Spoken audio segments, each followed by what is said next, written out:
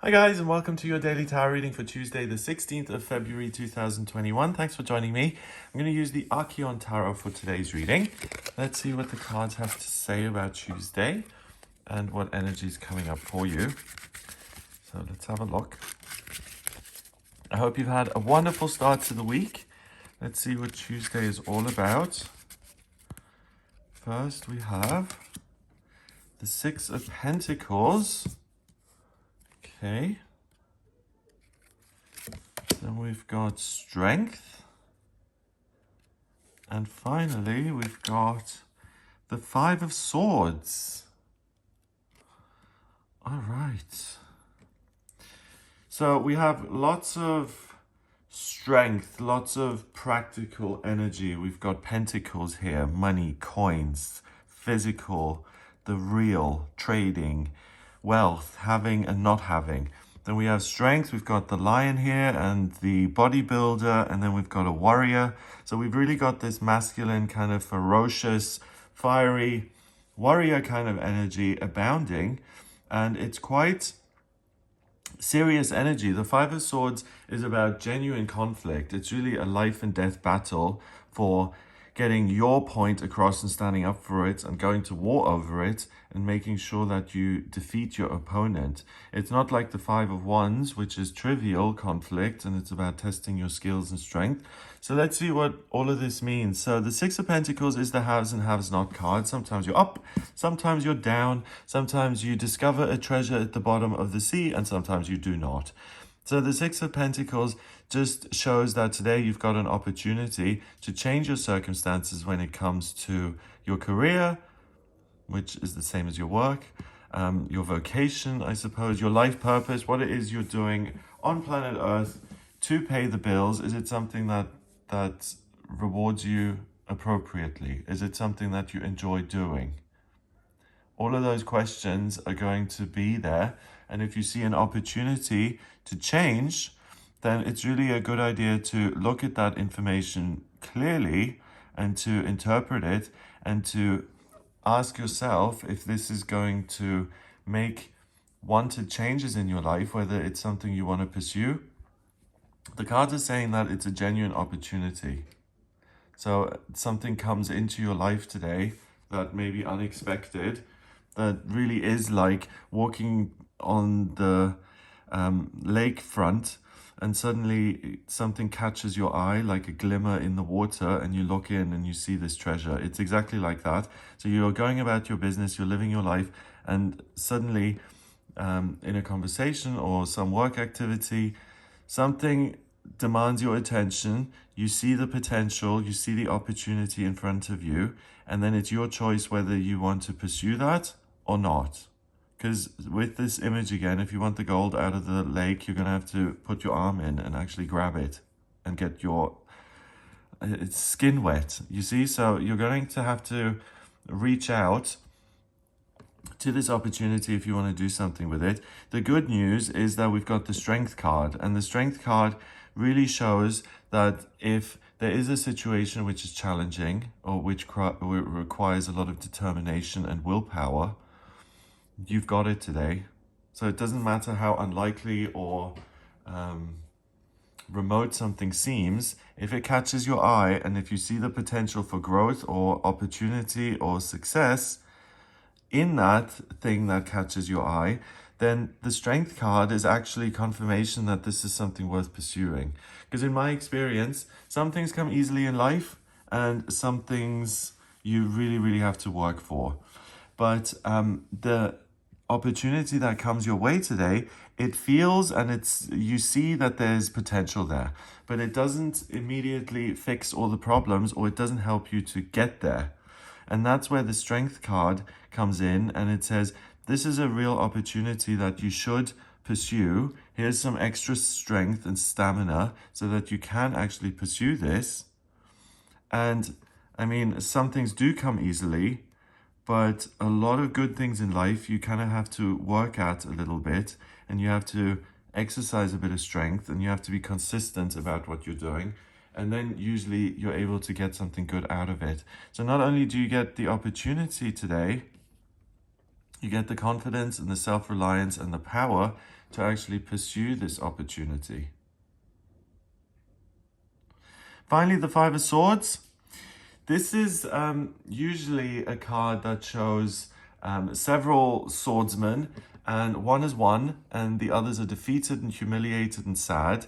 And the champion, the victor, usually picks up the other swords and he kind of colonializes thought. And the thing is, swords represent ideas, okay? So if two warriors are having this sword fight, it's not just that the victor is the best swordsman in the country, it's that his ideas are now valid. It's like history is only written by winners, right? So the country that was exterminated by this invader, they may have had a wonderful culture and they may have been right about certain things, but we don't know that because the people who destroyed their civilization are the ones who are in the history books and the ones writing the history books, because they're still around to do that. Same with the Five of Swords. It's really, the card is all about my way is the right way of thinking. If you don't agree, I'm going to resort to violence because I'm the boss and I'm not going to tolerate any opposition.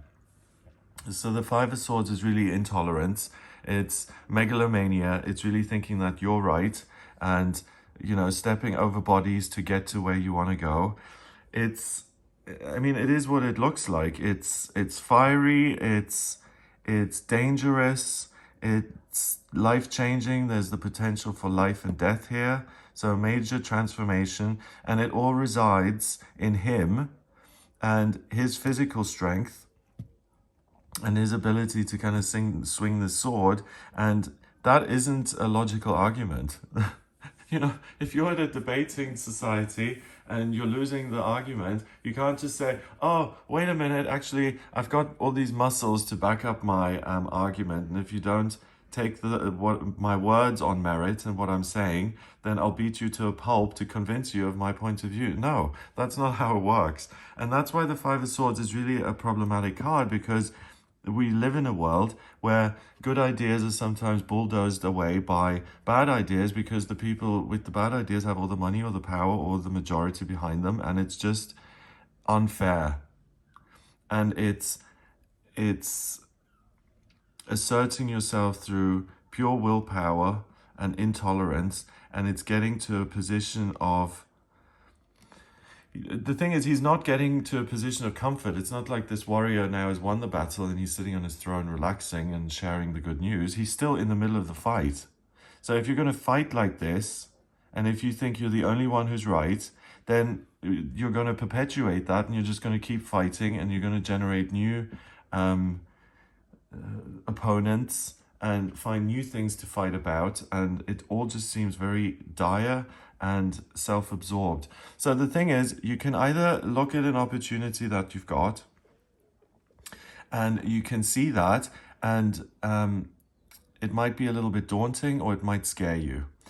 So the response then is, I have all of this strength and all of this passion. I'm going to channel that into seizing this opportunity and doing something with the news I've received and changing things around.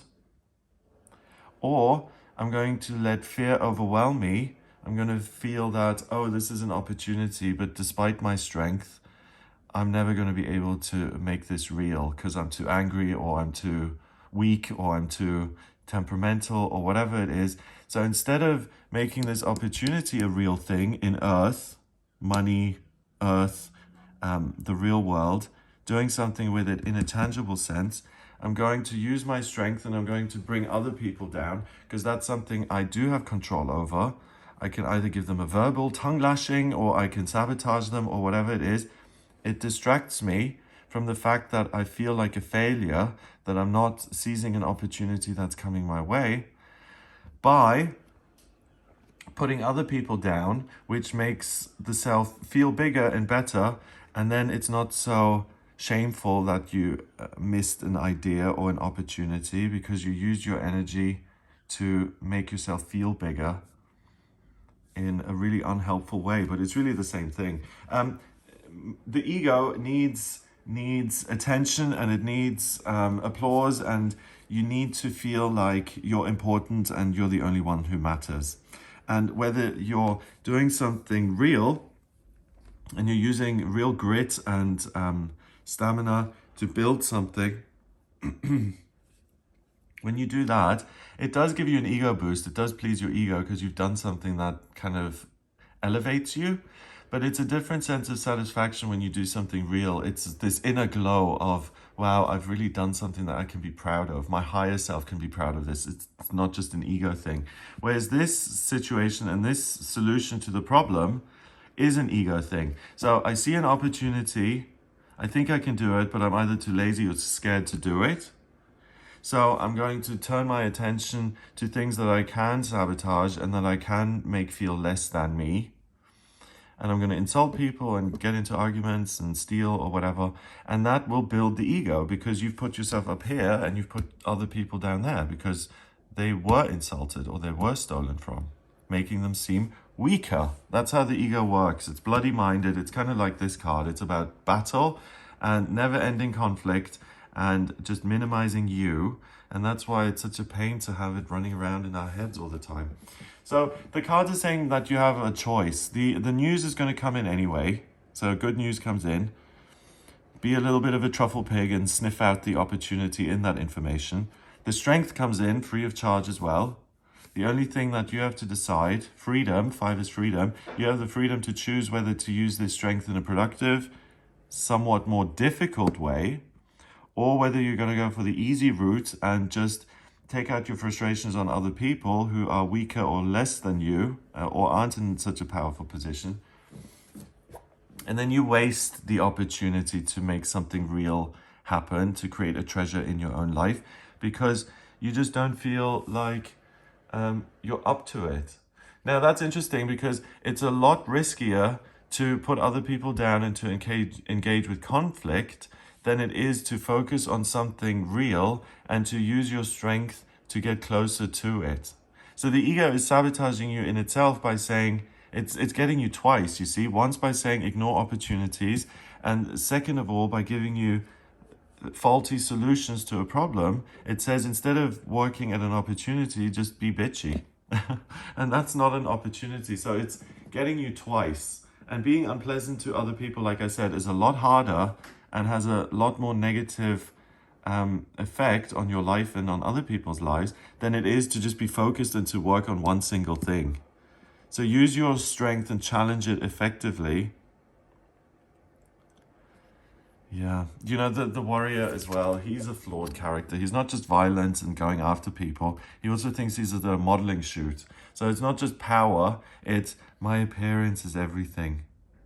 And because I look a certain way, I demand a certain reaction from other people. It's all the body, it's all ego. There's not much spiritual involved in this.